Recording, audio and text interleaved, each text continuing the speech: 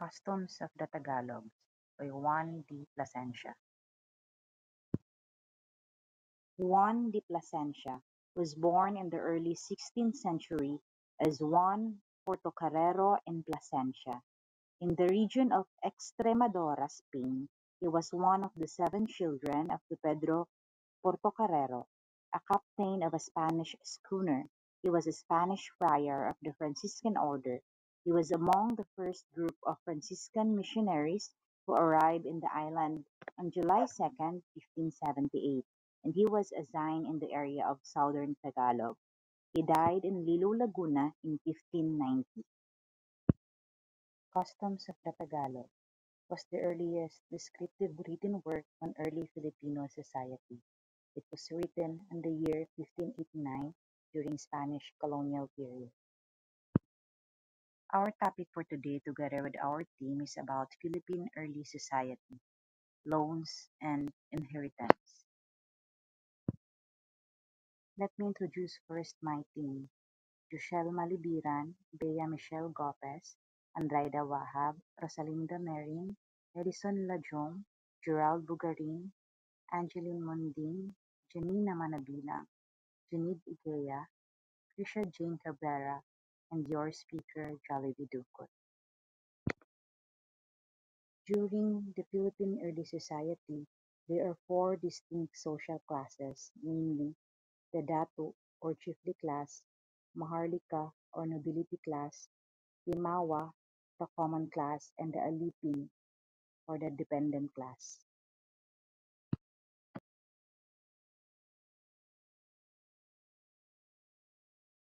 The chiefly class or Datu. They are looked upon by people for leadership in raids, economic pursuits, social and religious activities. Datu also leads in dealing with outsiders. The chiefs has control over their followers or tribe. They could also go between the preparations in marriage for maharlikas. The barangays are divided into 100 families and each barangay contains one datu. He is in charge to lead the hundreds of inhabitants which are collectively called katongohan. A brief explanation lang about Maharlika due to based dun sa nabasa natin from the book. So yung Maharlika is ranked next to our social class system from pre-conquest Filipino society. So ang earlier writers natin referred them as a nobility, pero parang ang concept developed lang siya by feudal Europe since to fit lang in the Philippine system. So in the Europe, like we can see naman as of now na they still have a nobility or yung mga noble blood sumunod sa mga royal blood, and in our earlier Philippine society, so we have Maharlika. So as we can see naman, yung Maharlika is sunod siya from the Datu. So yung Datu natin is yung leader ng per community. So yung Maharlika natin, like sila yung warriors and um, mga landowners na nag-enjoy yung certain privileges.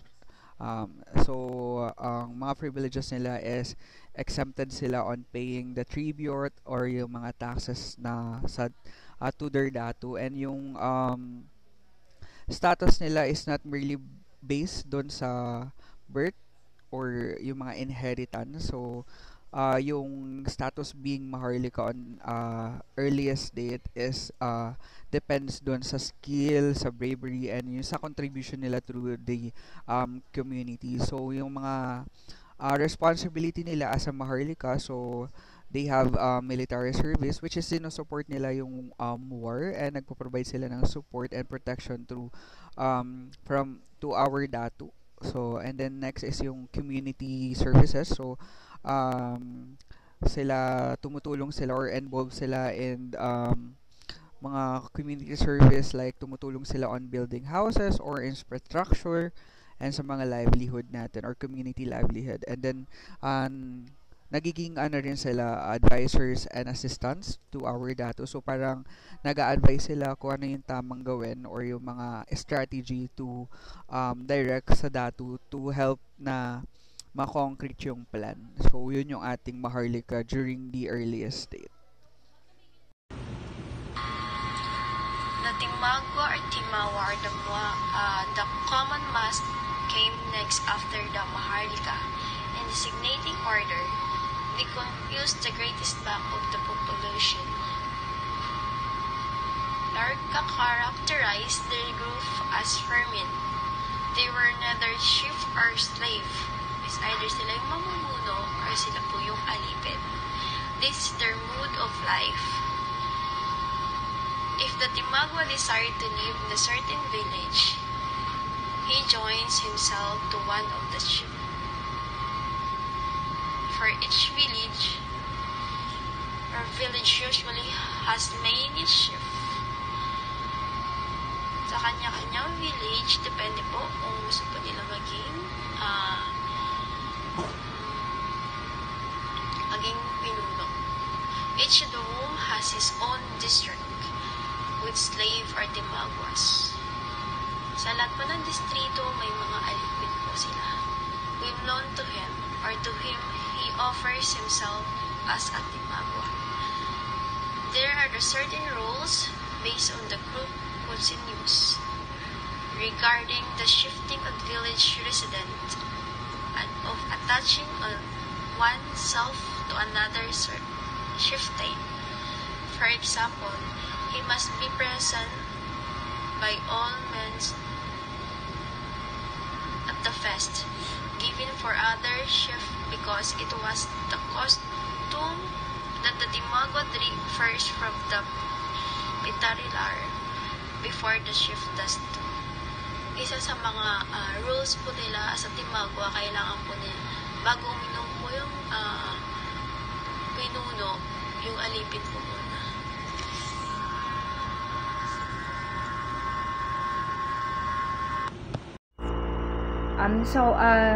The last privileged class during the pre-conquest time was the Alipin or Oripon group. The Spanish chronicles refer to this class as the slaves or servant. They are the type of person who works forcefully without proper remuneration or appreciation. According to Fox and Phelan, they have suggested the terms servile debtors, peons, and dependent groups as the best term to use in speaking when talking about Alipin class, which I also agree and prefer to use servile debtors because, as the document suggests, the members of this group were serving as house help until they paid their own debts. Nowadays it's like the cash advance. So when you were employed, you can ask your boss or the owner for advance payment, and once you need to pay for that cash that you ask in advance, you're gonna pay for that and you're gonna work for that for you to be able to pay for that. And once you pay for that, you still need to continue working with them since you are a regular employee.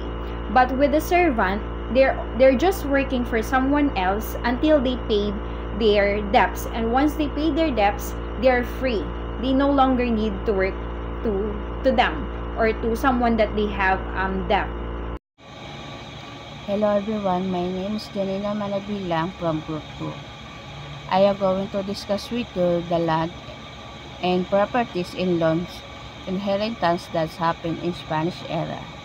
So the lands and properties with obligate financial obligations when the individual or families took loans and their lands serve as a collateral and failure to remain payment. So, losing properties that the laters. Inheritance was also affected by these loans. So, an unpaid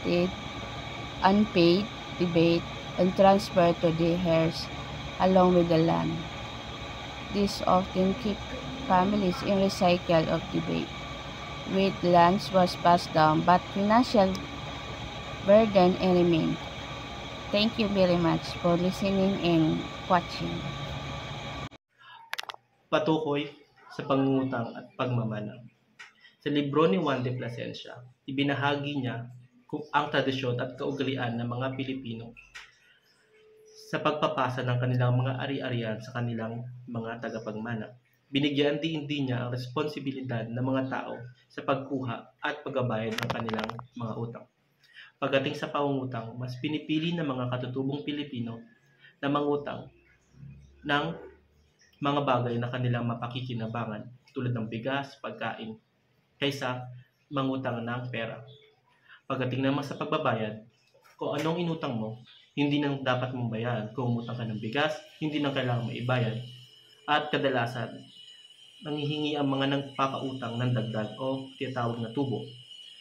At minsan, napakikiusapan naman sila kung paano mo ito babayaran. Pwede mong putulin, katulad ng tinatawag natin ngayon na installment. Pagdating naman sa pagmamana ng mga katutubong Pilipino, mas binibigyang pansin nila na bigyan ng mana ang kanilang mga anak na lalaki. Kadalasan, hinahati-hati nila ang mga mana sa mga lalaking magkakapatid. Pero meron din naman instances na binibigyan nila ng mana ang mga babaeng anak, ngunit mas maliit ito kumpara sa kanilang mga lalaking anak. At yan lang pagdating sa loans and inheritance. Thank you. Hello, my name is Rosaline Damirin, and for our topics for today is about loans. Loans. The debtor condemned to a life of toil. Borrowers become slaves, and after the death of the father, the children pay for debt. During the Spanish colonization, kapag ang isang magulang ay may pagkakautang, ito ay dinutubuan ng doble pa sa inutang nito. Kapag ang magulang ay namatay, ang mga anak na naiwan ang magpapatuloy nito. Maaaring lamang tubusin ang sarili kapag may sapat na ginto upang maging mamamahay ang isang lihim. Salamat po. Magandang umaga po. Ako nga pala si Ann mula sa pangkat ng Group 2. Ako po ay naatasang ipaliwanag ang loan ayon sa account ni Plasencia. Ano nga ba ang pumapasok sa ating isipan kapag may isip natin ang salitang loan? Siyempre, ito ay utang o isang utang na loob na tinatanaw natin mula sa taong pinagkuhaan natin ito. Noong panahon ng ating mga natibo, may mga salik na dahilan kung bakit nagiging alipin ang isang natibo na ating tatalakayin. Bago iyon, ay ipaliliwanag ko muna kung ano ang loan ayon sa account ni Plasencia. Ang loan ay isang utang na kailangang bayaran sa pamamagitan ng pagbibigay ng tael o serbisyo. Kaya't labis na labis ang patubuan nila. Laging doble ng inutang, kaya nasasadlak sa hirap habang buhay ang umuutang, hanggang maging lubusang alipin siya. Pati na ang kanyang mga anak at upang kumita agad, ipinagbibili pa kung minsan ang utang sa ibang tao. Kaya dito'y napansin ni Plasencia ang hindi pantay na pagtrato o pagtingin sa pagitan ng aliping namamahay at sa gigilid. May mga salik na dahilan kung bakit nagiging alipin ang isang tao. Maaaring ikaw ay nadakip sa isang digmaan. Kaya't ang mangyayari ay ikaw ay magiging preso o aalilain. Pangalawa, maaaring ito ay utang. Pangatlo, ito ay maaaring namana mo sa iyong pamilya. Kapag ikaw ay nasa isang klase o antas ng pamumuhay ng isang aliping sa gilid, maaaring mamana mo ang pamumuhay na ito. By purchase, maaaring ikaw ay ibinenta o ipinagbili ng iyong pinuno o papunta sa ibang barangay. By committing crime, maaaring ikaw ay nakagawa ng kasalanan at kailangan mo itong pagbayaran. Ngunit, hindi naman habang buhay ay ikay magiging alipin lamang. Mayroong mga paraan upang maging malayang tao ang isang natibo. Maaaring ikaw ay patawarin ng iyong pinuno At gaya ng aking nabanggit, maaari mong bayaran ang utang na ito mula 5 tael hanggang 10 upang ikaw ay ganap na maging malaya. Yun lamang po at maraming salamat. Following the death and burials, dito pumapasok ang inheritance. According to Spanish chroniclers Loarcas, sa kanyang isinulat, it is the custom to share inheritance in the following manner. If a man died and left 4 children, the property and the slaves were divided into 4 equal parts, and each one of the children took his share. So, ibig sabihin lang na yung mga anak na legitimate ay makukuha yung mana ng kanilang magulang na yumao at hahatiin ito ng pantay-pantay. Kung ang isang yumao naman may anak sa labas or isang bastard child, nakadepende sa mga legitimate child ang makukuhang mana nito. Kung ano lang yung ibibigay sa kanya, yun lang yung makukuha niya. Kung ang yumao naman ay walang mga anak, mapupunta sa kanyang mga kapatid ang share at hahatiin ito ng pantay-pantay. Kung wala naman siyang mga kapatid, mapupunta ito sa kanyang mga relatives or mga kamag-anakan. Maraming salamat. Inheritance of daughters. The daughters did not inherit land or property in the same way as sons. They were often given dowries upon marriage, which could include valuable possessions or livestock. So yeah, in summary, the legitimate children in pre-colonial Philippines, especially the sons, they had the strongest rights to inherit property and leadership roles.